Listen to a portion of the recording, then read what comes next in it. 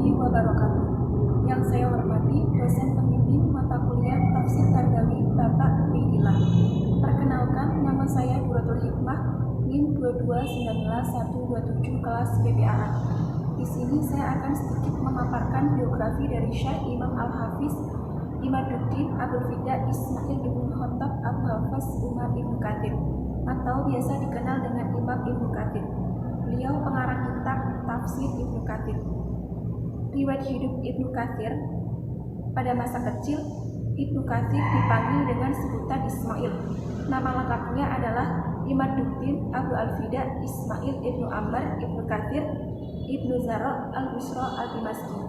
Ia lahir di desa Mijdal dalam wilayah Basrah tahun 701 Hijriah atau 1301 Masehi. Ayahnya bernama Al-Khatib Syihab Ad-Din Amr Ibnu Katsir. Beliau adalah seorang pemuka agama dalam bidang fikih. Ibnu Katsir berasal dari keluarga terhormat. Ayah seorang ulama terkemuka di masanya. Pada usia 4 tahun, ayah Ibnu Katsir meninggal sehingga Ibnu Katsir diasuh oleh pamannya. Pada tahun 706 Hijriah, beliau pindah dan menetap di kota Damaskus. Di sanalah ia mulai belajar. Beliau banyak menimba ilmu dari para ulama di kota tersebut. Salah satunya yaitu Syekh Burhanuddin Ibrahim Al-Fazari. Beliau juga menimba ilmu dari Ishaq bin Mut'im, Ibnu Asyakir, kemudian Ibnu Syairazi, Ishaq bin Yahya bin Al-Amidi, Ibnu Zarad Al-Hafiz Az-Zahabi, serta Syekhul Islam Ibnu Taimiyah. Pada usia 11 tahun, beliau menyelesaikan hafalan Al-Quran, dilanjutkan memperdalam qiraat dari studi tafsir dan ilmu tafsir dari Syekh Al-Islam Ibnu Taimiyah. Metode penafsiran Ibnu Taimiyah menjadi bahan acuan dari penulisan tafsir Ibnu Katsir. Dalam bidang tafsir, ia diangkat menjadi guru besar oleh Gubernur Mangkali Bulgha di Masjid Umayyah di Damaskus.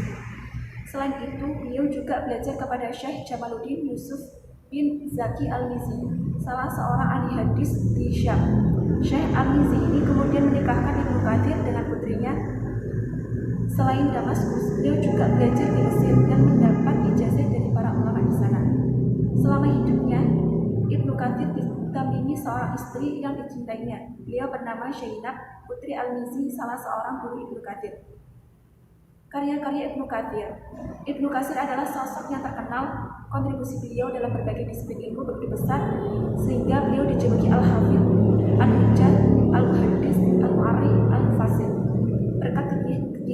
Berkat kegigihan belajarnya, akhirnya beliau menjadi ahli tafsir ternama, ahli hadis, sejarawan, serta ahli fikih pada abad ke-8 Hijriah.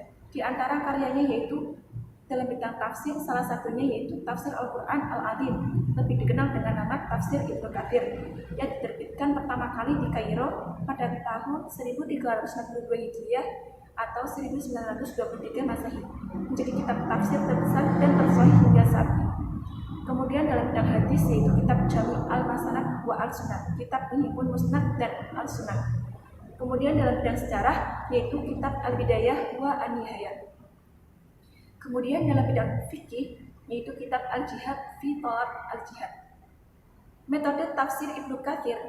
Metodologi tafsir Ibnu Katsir dipandang dari segi tafsirnya termasuk dalam kategori tahlili, yakni suatu metode analitis yang menafsirkan ayat-ayat Al-Quran dengan memaparkan segala aspek yang terkandung di dalam ayat-ayat yang ditafsirkan itu, serta menerangkan makna-makna yang tercakup di dalamnya sesuai dengan keahlian dan kecenderungan mufasir yang menafsirkan ayat-ayat tersebut.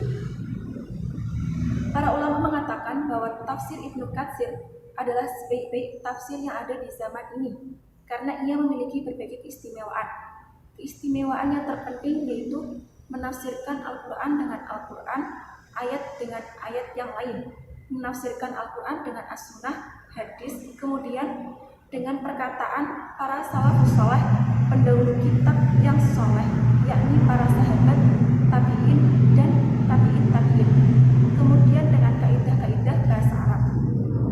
Uraian tersebut menyangkut berbagai aspek yang dikandung ayatnya ditafsirkan, seperti pengertian kosakata, konotasi kalimatnya, latar belakang turunnya ayat, kemudian korelasi kaitannya dengan ayat yang lain, baik sebelum maupun sesudahnya, yaitu munasabah ayat. Juga pendapat-pendapatnya telah diberikan berkenaan tafsiran ayat-ayat tersebut, baik yang disampaikan oleh Nabi, sahabat, tabi'in maupun ahli tafsir lainnya. Kemudian sistematika penafsiran Ibnu Katsir ditempuh dalam tafsirnya, yaitu menafsirkan seluruh ayat-ayat Al-Quran sesuai sunannya dalam mushaf Al-Quran, yaitu ayat demi ayat dan surat demi surat, dengan dimulai dengan surat Al-Fatihah dan diakhiri dengan surat An-Nas. Maka secara sistematis sistem ini menempuh tartib mushafi.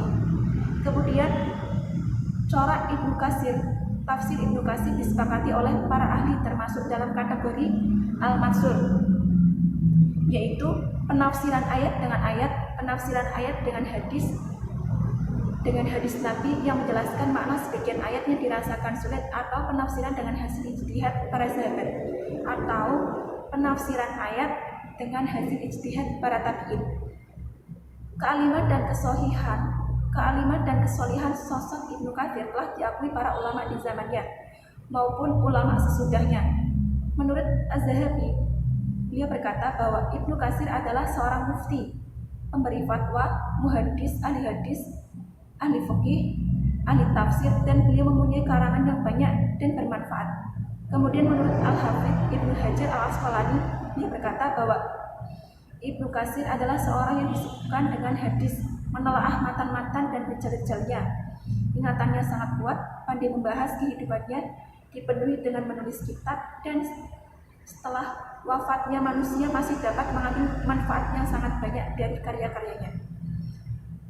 Kemudian salah seorang murid dari Ibnu Katsir, yaitu Syihabuddin bin Hajj, beliau berkata bahwa seorang Ibnu Katsir yaitu orang yang paling kuat hafalannya yang pernah ditemuinya tentang isi hadis dan matan, dan paling mengetahui cacat hadis serta keadaan para perawinya.